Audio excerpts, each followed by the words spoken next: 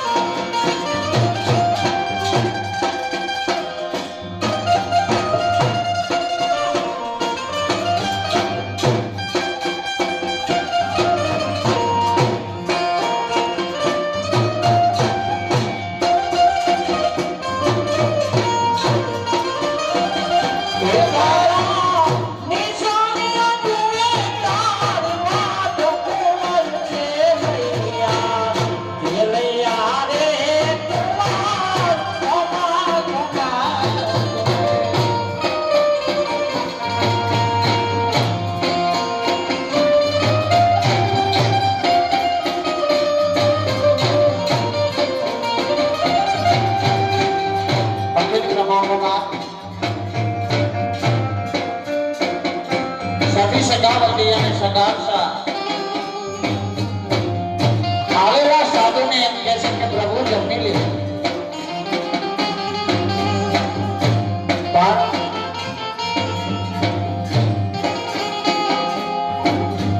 સાધુ મહારાજ એમ કહે છે કે હું વાંગિયાના રથનો નાથ છું.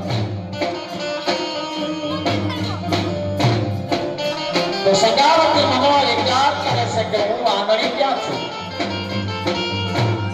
માતા સગાવતીને 5 મહિનાનો ગર્ભ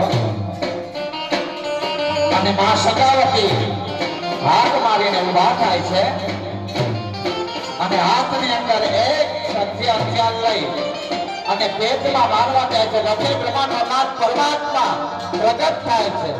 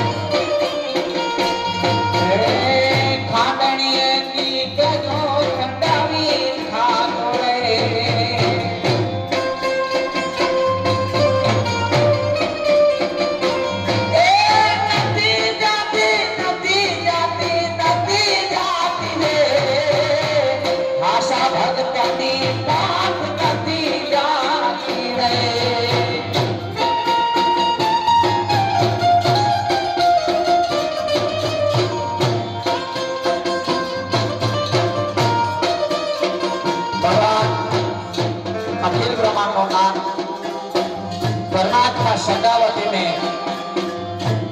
હાથ જોડીને પગે પડીને કહેશે કે હું હારી ગયો માતા અને આપણે ક્યાંય નથી જવું પડે કે આપણા જિલ્લાની અંદર કાશી મથુરા હરિદ્વાર બધું અહીંયા જ છે. પણ તમારી પાસે પૈસાનો ફુગાવો તો હરિદ્વાર જવાય, ગંગાજી જવાય, બધે જવાય. તો સવારે વહેલા ઉઠી અને એક ની અંદર આટો મારી લ્યો એટલે કાશી મથુરા બધું આયા છે. એકવાર જે વસ્તુ આપણી ખોવાની હોય એ વસ્તુ જ્યાં ખોવાય ત્યાં ગોતવી પડે. આપણી વસ્તુ જ્યાં ખોવાય ત્યાં ગોતીએ તો કદાચ મળે. આ બિલખાની ભૂમિની અંદર અખિલ બ્રહ્માંડનો નાથ પરમાત્મા કાર્યો ઠાકર આવ્યો ને હજી પણ આવશે. કારણ કે એકવાર આવ્યો એટલે એકવાર નહીં, વાર એને આવવું પડશે. અને આપણે તો અહીંયા અવતાર લીધો છે અને તમે તો ખૂબ ધન્યતા પામો છો કે આ ધરતીની અંદર તમારી જન્મભૂમિ છે. અને વિચાર તો કરો, આપણા બિલખાની અંદર ગલી અને શેલીએ સાધુડા વહે છે અને હું તો દુનિયા ફરી એટલો હનુમાન ક્યાંય નથી જોયો. અને જે ગામની અંદર હનુમાન હોય ને એ ગામની અંદર કોઈ જ દુઃખ ન હોય. પછી તો સવારે આખો દિવસ ભૂકારીઓ ધંધે ન જાવ તો કાર્ય ઠાકર દેવા ન આવે. એટલે આ મહાસતી સગાવતી આ બિલખાની અંદર અખિલ બ્રહ્માંડના નાથ પરમાત્માને ઝુકાવ્યો તો કેટલી તાકાત હશે. તારા માથાનો માનવી જ્યારે તો પથ્થરને પણ મળીને બોલાવવો પડે છે. એટલે ભજનમાં કીધું છે કે હાસા ભક્તોની હજી કોઈની પદ જાતા નથી જાણી. અને ત્યારે આ સંગાવતીએ પ્રભુને છોડવા માટે પ્રભુમાં એક વચન માંગેલું કે હે કાળિયા ઠાકર, આજથી આ બિલખાના પાદરમાં સોગન કા કોઈ બી ભક્તોની કસોટી નહીં કરું. એટલે ત્યારે ભગવાન દોડીને ભાગ્યા હતા સંગાવતી દીદી.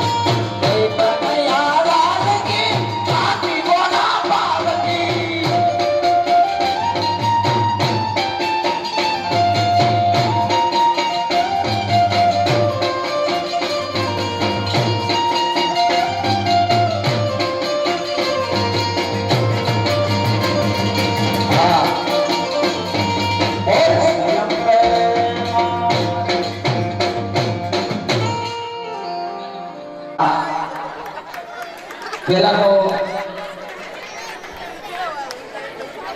આ જય બહુચરાજી ગરબી મંડળની દીકરીઓનો ખૂબ ખૂબ આભાર માનું છું. અને ગામનો છે આમાં એવું ન માનતા કે માતાજી એનું એકનું નામ લે. હું હાડમાં બી ગઈ છું, ભૂલાઈ જાય. માતાજીની અને એના કોઈ ઈષ્ટદેવની એવી મહેરબાની હશે કે અહીંયા આવે એટલે 5 વાગે આવે અને 5:30 એમ કહું કે આ કરવાનું છે, સાંજે રજૂ કરી દે. પણ જેવું આવડે એવું કરે છે. બહુ સરસ છે. આ છોકરાઓને આ વાસણાઓને માથે પાઘડી બાંધીને ગામમાં કાઢો ન નીકળે. આ ધન છે આ દીકરીનું. એમ કહું કે સ્ત્રીમાંથી પુરુષ બનીને આ ચોકમાં આવીને ઊભો રહી જાય. એટલે એકવાર એને આમ દિલથી દુઆ, તાલી એટલે દુઆ. હવે લઈ લો જેમ કે છોકરો તમને આખો સવાઈ ગયેલા ગણાય છે. એટલે હવારે સીધા નિગમ થઈ જાય.